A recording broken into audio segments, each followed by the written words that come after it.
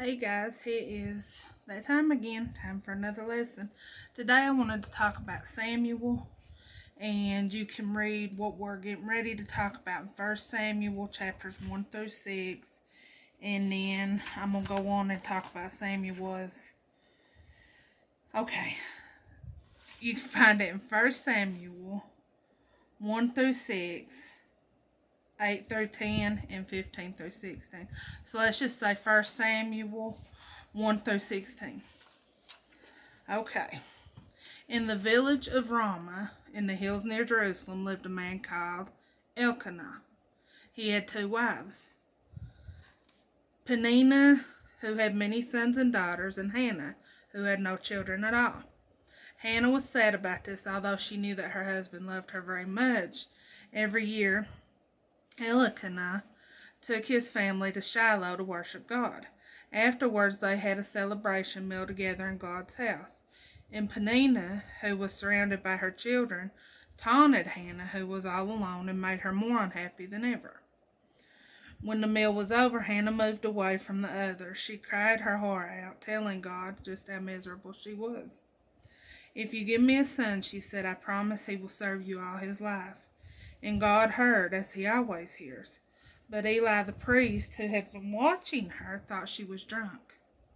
"Please don't think unkindly of me," she said. "I am not drunk, but I am very unhappy." And she told him all about it. Then Eli said to her, "Go in peace, and may God give you the son you long for." So Hannah dried her eyes and went home, comforted. And God answered her prayer. He gave her a beautiful baby boy, whom she called Samuel. "As soon as he is old enough, I will take him to Shiloh to serve God," she said. "He will stay there all his life, as I promised." And she did as she said. "This is the son I prayed for," she said to Eli the priest. "God gave him to me, and now I'm giving him back to you. Please take care of him and train him for God's work." A few days later, the family went home to Ramah, leaving Samuel with Eli. God knew how hard it was for Hannah to part with her little son, and as time went by, he gave her 3 more sons and 2 daughters to love and care for. Once a year, when they went to Shiloh, Hannah saw Samuel. She took him the new clothes she had made him. He was growing into a fine boy, and everyone loved him. Eli was by now an old man. Soon his sons would take charge of God's house. But Eli's sons were not like their father. They were greedy men with no love or respect for God. God warned Eli that he would not allow men like this to serve him as priests. "I will choose a priest who will be loyal to me and do all I want," he said. One night Samuel was sleeping in God's house. He woke with a start. Someone was calling his name. Samuel ran to Eli, but the old priest had not called him. It happened again. "You called me, here I am," he said, but Eli had not called. Then the priest knew it must be God who was calling Samuel's name. So when the voice called a third time, "Samuel, Samuel," the boy answered as Eli had told him, "Speak, your servant is listening." "I'm going to punish Eli's sons," God said. "None of his family shall ever be my priests again." Next morning, when Eli asked what God had said, Samuel did not want to tell him. But Eli made him speak. Sadly, he listened to the boy's story. "Let God do what seems good to him," he said. Sometime later, the people of Israel were at war with the Philistines. The Israelites were losing, so they sent to Shiloh for the special box which held God's law. They thought it would bring them luck in battle. Eli's 2 sons brought it to the camp, but it did them no good. The Philistines won a great victory. They captured the sacred box and killed Eli's sons. Eli was very old by now and almost blind. When he heard the terrible news, he had a fall and broke his neck. The Philistines returned to the city of Ashdod in triumph. They put the sacred box in the temple of Dagon, their god, as a trophy of war. Now the next day, Dagon's statue was lying flat on its face before the box. They lifted it back in place, but the following morning there it was again, this time smashed to pieces. Then plague broke out in the city, and the people were really afraid. "This is the work of Israel's God," they said. "Let's get rid of the sacred box." So they sent it to the city of Gath, and from Gath to Ekron, and plague broke out there too. The Philistines were worried and confused. They consulted their priests and magicians.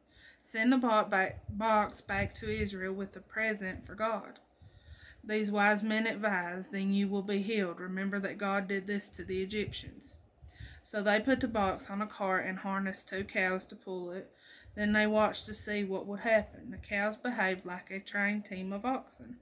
Straight across the border they went to Beth Shemesh in Israel. How the villagers rejoiced to see the sacred box of God return. Then the Philistines knew that God of Israel was a God to be respected. Now Eli was dead. God had chosen Samuel to teach the people of Israel his ways and to be his priest. Samuel loved God and obeyed him. But Samuel's sons were no better than Eli's sons had been. They were greedy and dishonest. So the people came to Samuel, "You are growing old," they said, "and we do not want your sons to lead us. Give us a king like the other nations." Samuel was not at all pleased about this, and neither was God. He was the real king of Israel, the one who had served from Egypt and given them good laws. Now they were rejecting his rule. "You want a king like the other nations," Samuel said, "but this is what your king will do to you. He will make your sons soldiers in his army. You will have to farm the land for him and make his weapons. He will take your best cattle and crops and land, and you will become his slaves. That is what kings are like. You will be sorry you ever asked for a king." But the people said no. They wanted a king to rule them and lead them into battle. So God said, "Do what they want, give them a king." Israel's first king was a fine, tall, good-looking man called Saul. He was out searching for his father's lost donkeys when Samuel first met him. And God said to Samuel, "This is a man who will rule my people." So Samuel did what was custom in those days. He took a jar of olive oil and poured it on Saul's head to show that God had chosen Saul and would give him the gifts he needed to be a king. And at first Saul was a good king. He was brave. He led his people into battle and won wars. And he was very popular. But then began to grow proud and obstinate. He would not listen to Samuel. He would not do as God said.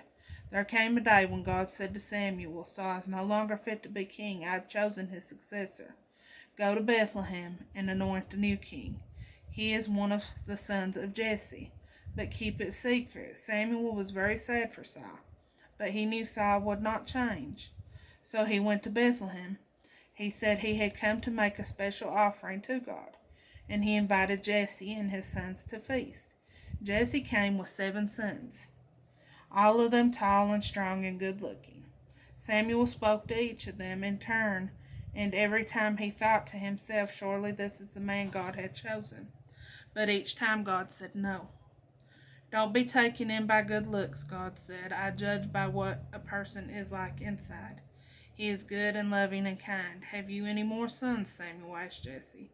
"Yes," Jesse answered, "the youngest, but he is looking after the sheep." "Tell him to come," Samuel said. "We can't begin feast until he's here."